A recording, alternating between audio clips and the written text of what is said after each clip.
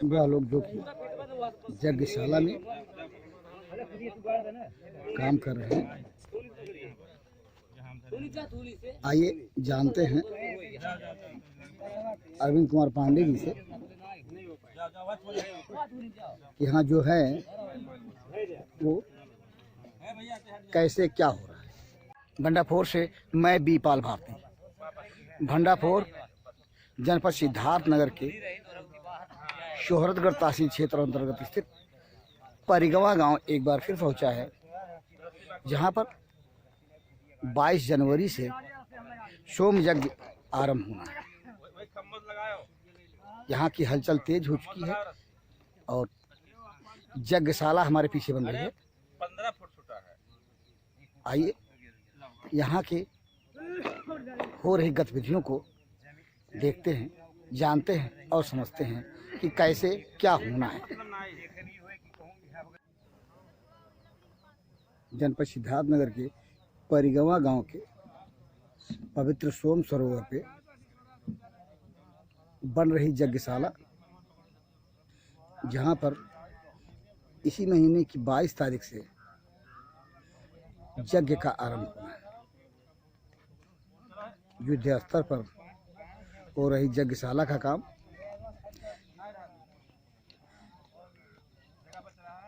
यहाँ पे हो रही गतिविधियों क्रियाकलापों को कवर करने भंडारपुर एक बार फिर पहुंचा है। आइए मिलते हैं परिगवा गांव के ग्राम सभा के पूर्व प्रधान जी, जिन्हें लोग सोखा बाबा के नाम से ज़्यादा जानते हैं। ये जो यज्ञ हो रहा है सोम यज्ञ,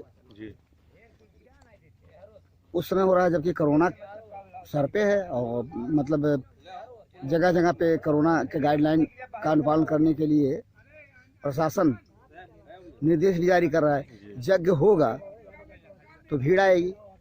भीड़ को आप भी प्रतिनिधि रहे हैं ग्राम सभा के, कैसे नियंत्रित करेंगे और कोरोना गाइडलाइन का पालन कैसे कराएंगे? भरसक प्रयास तो हम लोग करेंगे कि गाइडलाइन का उनके पालन हो अक्षरशः। हाँ, कहीं कोई दिक्कत न आने पावे, क्योंकि यह जन कल्याण के लिए ही यज्ञ करवाया जा रहा है। हाँ, जन कल्याण के लिए यज्ञ हो रहा है, इस नाते होना चाहिए, अनिवार्य है। और हम प्रयास करेंगे यही कि भाई कहीं भी किसी भी शासन प्रशासन का कहीं कोई मंशा जो है अधूरा ना रहे। यानी गाइडलाइन का अनुपालन कराएंगे जी और यज्ञ कराएंगे, जो कि राष्ट्र हित की बात है जी।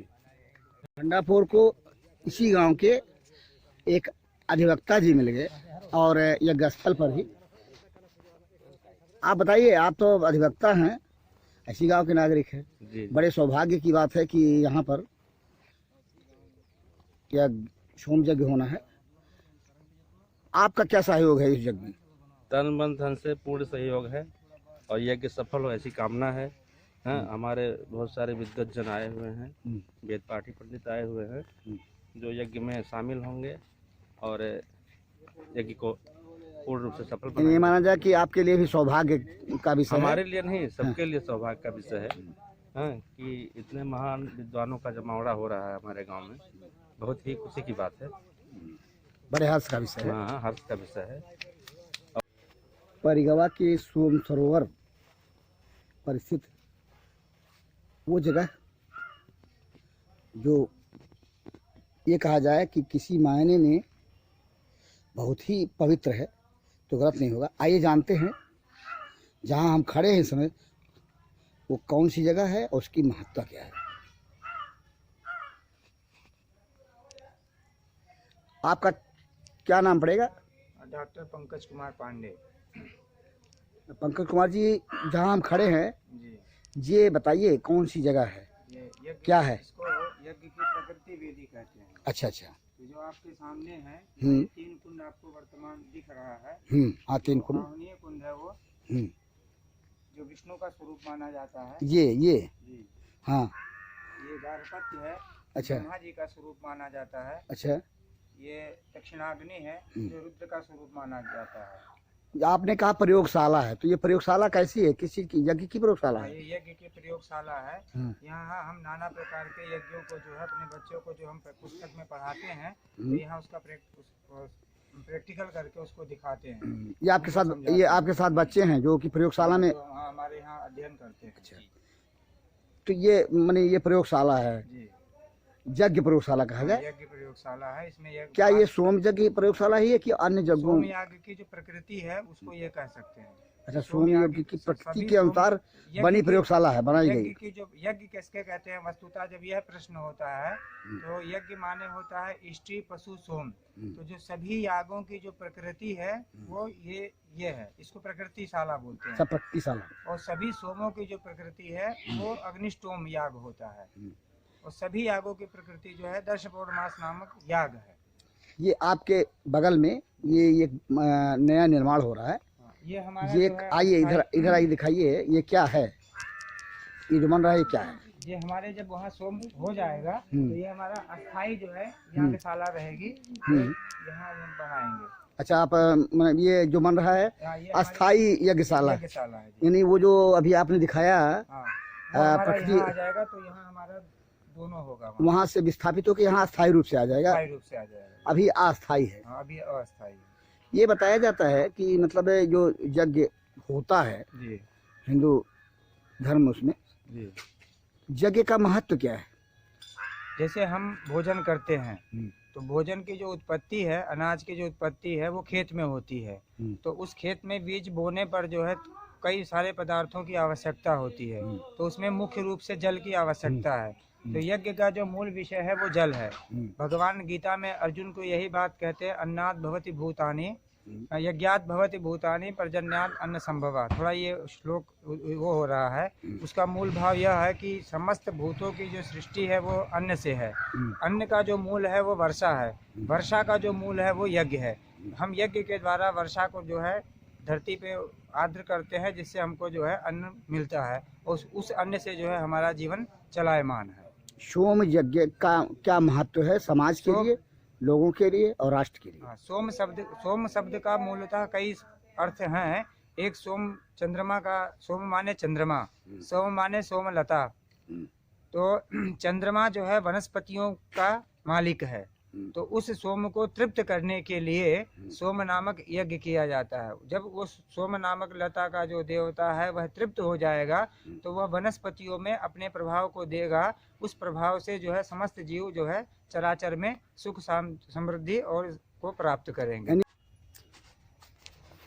सोम यज्ञ के संबंध में आप बता रहे थे, कई कुछ ऐसी चीजें हैं जो कि समाज के और समाज के लोगों के जानने की है।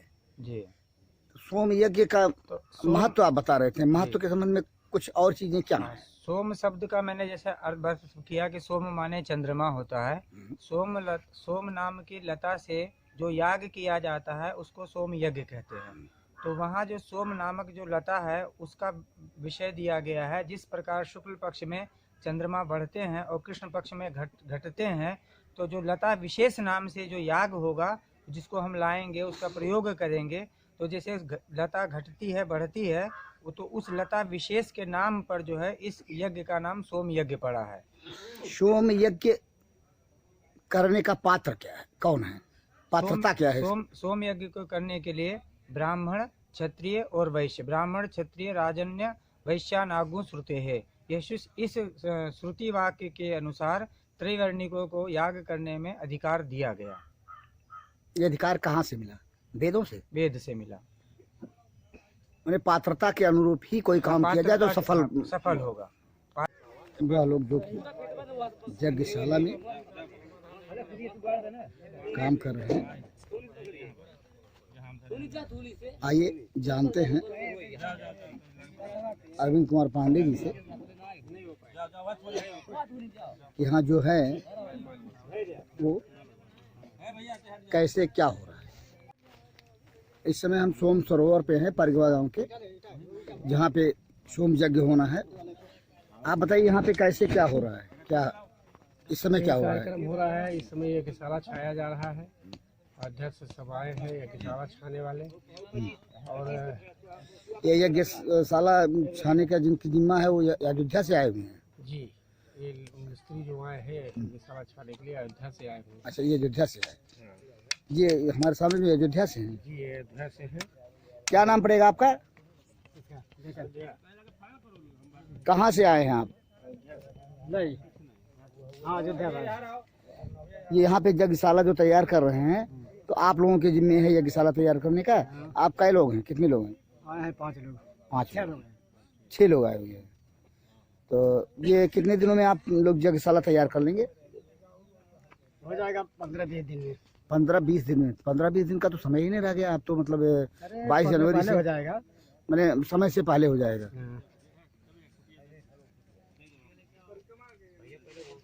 आप बताएं, ये जो कार्यक्रम है 22 जनवरी से शुरू होना है जी। 22 को भव्य कलश यात्रा है। कैसे, क्या कार्यक्रम बताइए थोड़ा। कार्यक्रम यहाँ से हम लोग गाड़ी से ही जाएंगे, यहाँ से पैदल नहीं जाएंगे। मानगंगा पे जल भरने के बाद हम लोग वहाँ से सोहरतगढ़ होते हुए अपना नागा मंदिर होते हुए छतहरी से फिर यहाँ एक स्थल पर आएंगे वापस। 22 तारीख का ये कार्यक्रम है। अच्छा, 22 तारीख से आरंभ होगा। उसके बाद 15 दिवसीय यज्ञ है। अच्छा, 6 तारीख को पूर्णाहुति है। बीच में मैंने कई लोगों को आमंत्रित भी किया है। सब हमारे अतिथिगण भी आते रहेंगे। हमने जगत गुरुओं को आमंत्रित किया है। जगत गुरु रामानुजाचार्य, जगत गुरु शंकराचार्य, हमने सबको आमंत्रित। जगत गुरु रामानंदाचार्य, काशी से भी विद्वान आ रहे हैं। ये जो यज्ञ आपने ठान रखा है बड़े ही मनोयोग से और अपनी दृढ़ संकल्प के साथ, इसको अगर देखा जाए तो कोरोना भी आरंभ हो चुका है। कोरोना की पाबंदियां भी उपाय है ये। हम जो हमारे चिकित्सक हैं अस्पताल में काम कर रहे हैं, उनके औषधियों को में अमृत डालने के लिए ही इस यज्ञ का हमने आयोजन किया है। कोरोना के लिए सबसे बड़ा अचूक औषधि यही बन जाएगा कि उन औषधियों में जो औषधि हमारे चिकित्सक देंगे, हमारी जो हमारे सरकार व्यवस्था कर रही है, उस सरकार की व्यवस्था में हम सहयोगी हैं। हम सरकार की व्यवस्था को स्वीकार भी कर रहे हैं। ये बताइए, अगर जो इस समय लॉकडाउन लागू जैसा कि हो रहा है दिल्ली में, मुंबई में और लॉकडाउन से, तो अगर लॉकडाउन की स्थिति आई तो कैसे क्या करेंगे आप? लॉकडाउन, मेरी बात सुनिए, लॉकडाउन की स्थिति की समस्या कहाँ होती है? यहाँ जो है लोग समझते नहीं है बात को। यहाँ मैं मंच पे बोलता भी रहूँगा, लोगों से दूर पे बैठाने की व्यवस्था भी करता रहूँगा, लोगों को जो है सरकार के कार्य में मैं सहयोग भी करूँगा, गाइडलाइन का पालन भी करता रहूँगा मैं। अब यह है कि और उसी के लिए ये आवश्यक है कि इस यज्ञ को किया जाए। ठीक है, मैं हर चीज़ नियमों का पालन भी करता रहूँगा। अब यह है कि यज्ञ मेरा प्रारंभ हो चुका है, तो प्रारंभ हो चुका है तो तिथि पड़ गई है तो अब बदलेगी नहीं। वो लॉकडाउन हो कुछ भी हो, कार्य चलता रहेगा। लेकिन यह है कि मैं चुनाव, उत्तर प्रदेश में विधानसभा चुनाव भी, चुनाव के बीच ही आपका यज्ञ, चुनाव आयोग ने तो अब चुनाव किया है ना। हाँ, आपने चुनाव पहले से कर लिया था। हमारी तिथि तो पूर्व निर्धारित है। हम तो कार्तिक महीने के पहले ही इस मुहूर्त को निकलवा चुके थे। हाँ, जब चुनाव की तिथि चुनाव आयोग ने घोषणा नहीं किया था, नहीं था, तब हमने तिथि को निश्चित किया था। तो अब चूंकि हमारा कार्यक्रम पहले से सुनिश्चित है, इसलिए हमारा कार्यक्रम तो बदलने वाला नहीं, चाहे जो हो, चाहे कुछ भी हो जाए। कार्यक्रम प्रशासन अगर प्रशासन आपके उस पे प्रशासन अगर अंकुश लगाता है तो फिर क्या है? तो प्रशासन कैसे निपटेंगे आप? हाँ, निपटना नहीं है हालात से। उसमें क्या होगा, हम अपना कार्य करते रहेंगे, प्रशासन अपना कार्य करता रहे। लेकिन यह है प्रशासन, मैं तो यही सुना हूँ कि भाई धार्मिक कार्य में कोई अवरोध कभी प्रशासन उत्पन्न नहीं करता। और अगर धार्मिक कार्य प्रशासन नहीं करने दे रहा है, धर्म का कोई कार्य प्रशासन के जो अवरोध उत्पन्न कर रहा है, तो हम भी प्रशासन के कार्य में अवरोध उत्पन्न करेंगे। हमारा प्रशासन सहयोग करे, हम प्रशासन का सहयोग करेंगे। मैं राष्ट्र के सहयोग के लिए, राष्ट्र के उत्थान के लिए ही यज्ञ कर रहा हूँ। यानी कोरोना गाइडलाइन को पालन करते हुए आप यज्ञ को संपन्न कराएंगे। हम उनकी मंशा के अनुरूप कार्य करेंगे, लेकिन उनको भी हमारी मंशा के अनुरूप कार्य करना चाहिए। आपकी मंशा क्या है? हमारी मंशा है कि हम उनके कार्य में सहयोग करें, यज्ञ की पूर्णाहुति हो, यज्ञ का पूरा क्षण हो, चूँकि पूर्व निर्धारित है ये। अगर भीड़ का सैलाब आता है यज्ञ में शामिल होने के लिए, तो उसको कैसे कोरोना गाइडलाइन का पालन कैसे कराएंगे? होने के लिए ही तो इतने प्रचार प्रसार किए जा रहे हैं कि भीड़ आवे और यज्ञ देखे, यज्ञ क्या होता है ये समझे, यज्ञ के बारे में जाने। इसीलिए तो हमने प्रचार प्रसार किया है कि जनता आएगी।